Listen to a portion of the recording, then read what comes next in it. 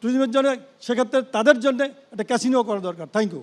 পর্যটন শিল্প এমন একটি শিল্প যে শিল্প একটি দেশের উন্নয়ন জন্য এর কোনো বিকল্প নেই বললে চলে।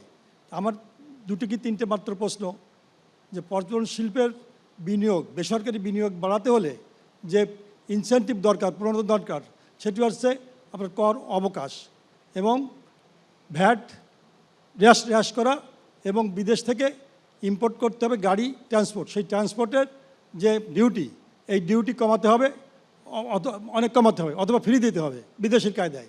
দ্বিতীয়ত, আজকে দেখা যাচ্ছে বাংলাদেশের বিভিন্ন প্রত্যন্ত অঞ্চলে রিসোর্ট এবং অন্যান্য যে ট্যুরিজম সেক্টরগুলো গড়ে উঠেছে, এখানে রাস্তাঘাট, ব্রিজ, কালভার্ট এগুলোর প্রচণ্ড অভাব। আজকে বাংলাদেশে বেসরকারি খাত থেকে প্রচুর টাকা ইনভেস্ট করা হয়েছে, কিন্তু অনেক গ্যাস বিদেশ থেকে এসে এখান থেকে নানাভাবে। ধন্যবাদ। এই জন্যে এই খাতে মাননীয় আমাদের যে চেয়ারম্যান সাহেব আছেন এনবিআরের, ওনাকে বলবো এই খাতে কিছু বাজেট বরাদ্দ দিতে। ধন্যবাদ জনাব।